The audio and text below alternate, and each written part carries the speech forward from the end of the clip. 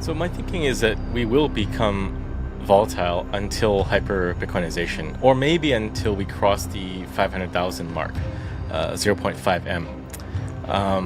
I don't really believe that there are diminishing returns for Bitcoin, simply because Bitcoin is a replacement for fiat money. I think Bitcoin will also demonetize gold when we hit probably 500,000, because at that point we're roughly half of gold's market cap.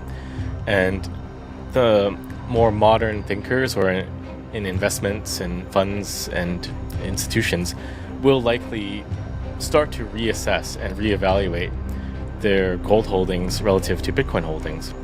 So it's likely that we will demonetize some of gold's market cap. Samson Mow challenges the conventional wisdom of diminishing returns in Bitcoin's price cycles. He argues that Bitcoin's growth should not be seen as a typical market phenomenon, but rather as a phase transition, like water turning from solid to liquid or liquid to gas.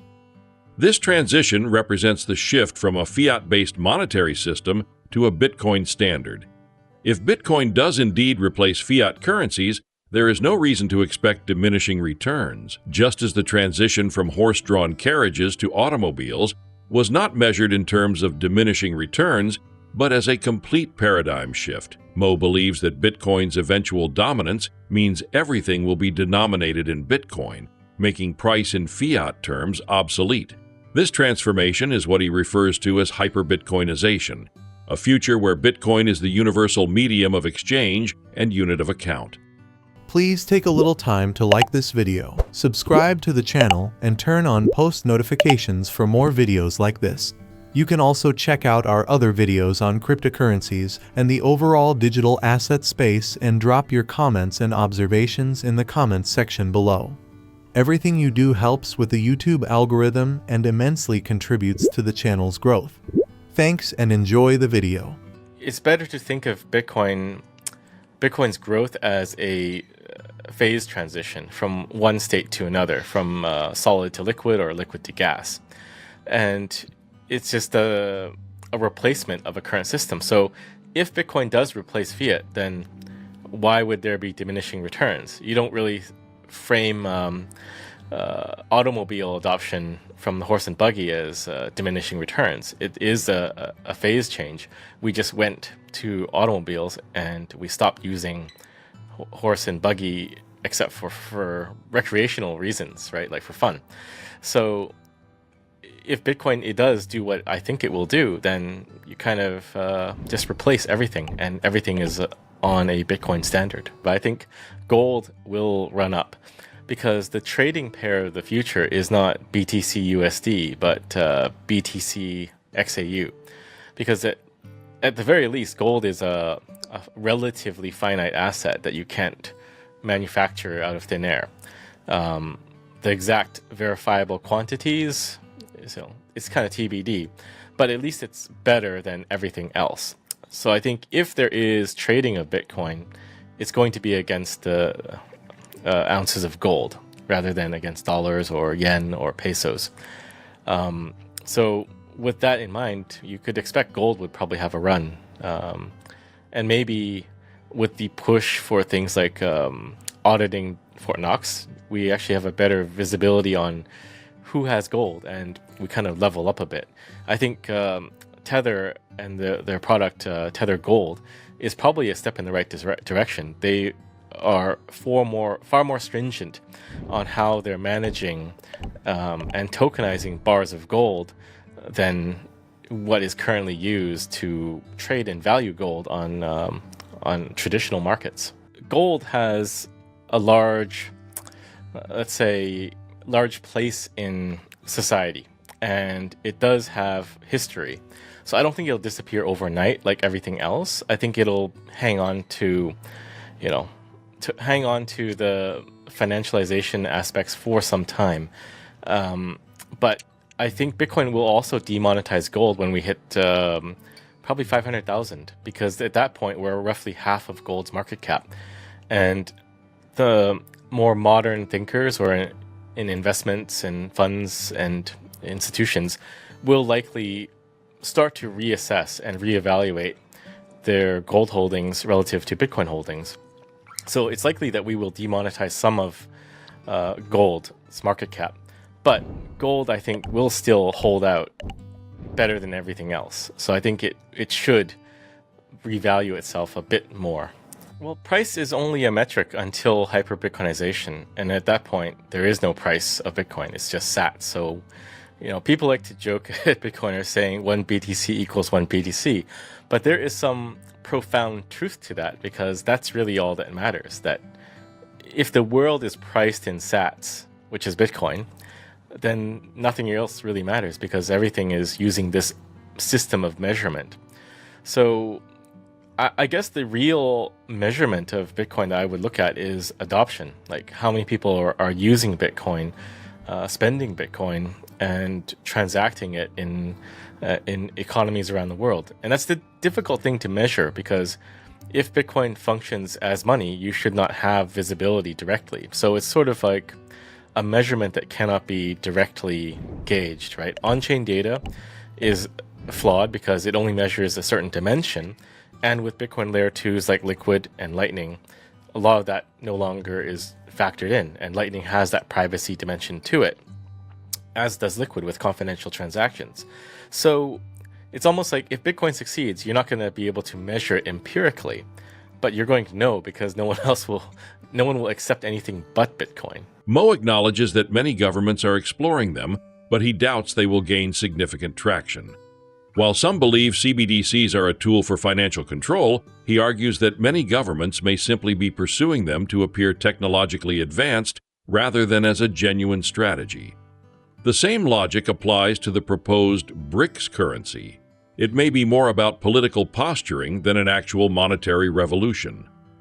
Ultimately, Mow asserts that governments will be forced to adopt Bitcoin because their citizens will. Governments follow value, and they cannot dictate what people consider valuable. You could say that hash rate precedes price, and it is the case right now.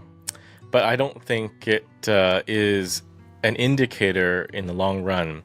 Hash rate to me seems to more measure nation-state adoption for mining, because while countries don't necessarily declare it publicly, they are mining. And that was the case for Bhutan. We didn't know until they kind of got caught, because they were involved in the Celsius case, I believe. So they can mine. And the reason why hash rate seems to be on a tear, in my view, is that it's countries mining that are price insensitive. They don't really care about the price of electricity, because they're behind the meter. The energy is their own, and either it's curtailed and run off, or they can just say, we'll use Bitcoin to mine, and it belongs to the state. So it doesn't matter really if the price drops or if the price goes up, because they will mine regardless.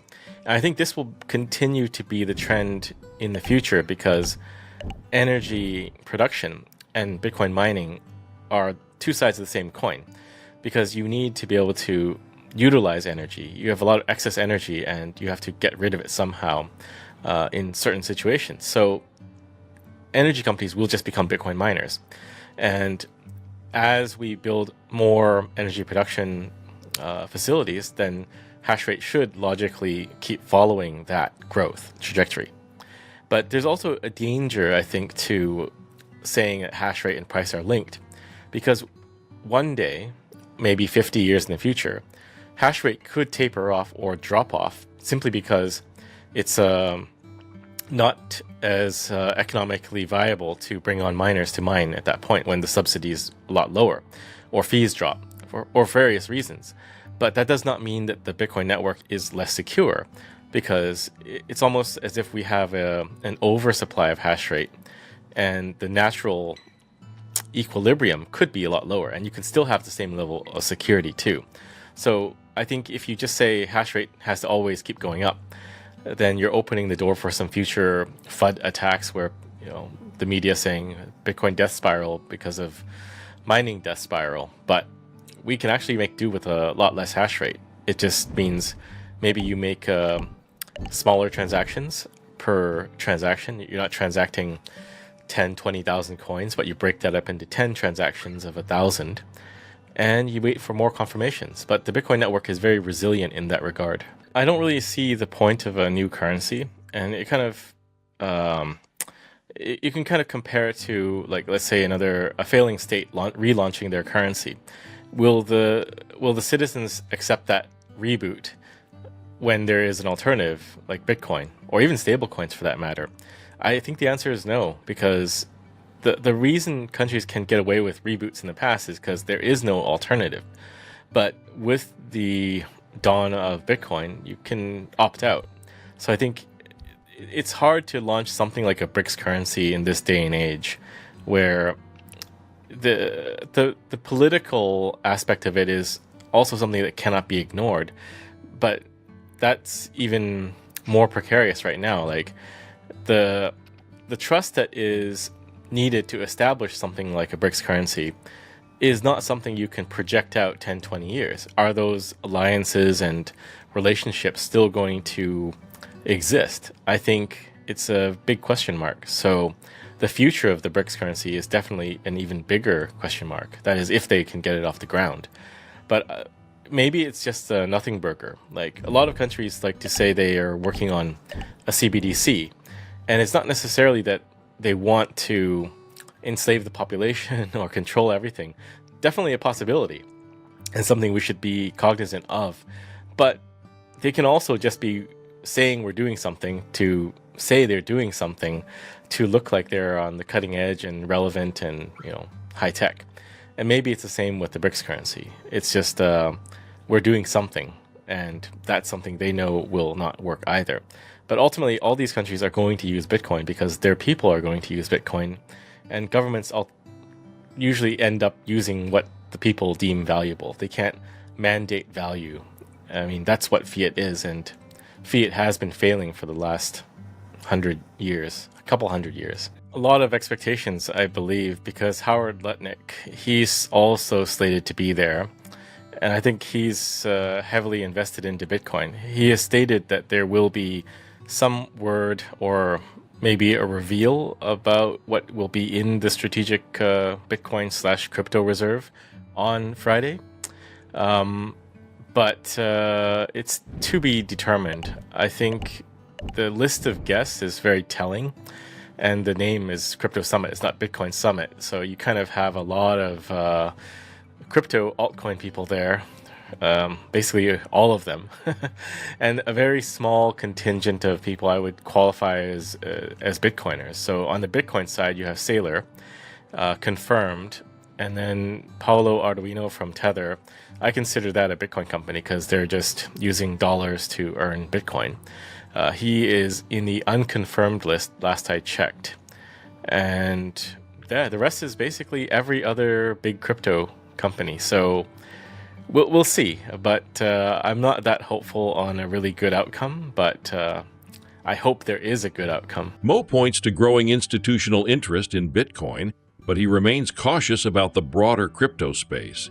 While Bitcoin-focused companies like Tether play a crucial role, many crypto-related summits and discussions still include a large presence of altcoin projects, which he views skeptically. He mentions the Crypto Summit, where key Bitcoin figures like Michael Saylor and Tether's Paolo Arduino are expected to participate. However, the event is still dominated by non-Bitcoin projects, making it unclear whether meaningful Bitcoin-related developments will emerge. Mow is not overly optimistic about the outcome, but remains hopeful that positive news will come from the event. Please like and subscribe.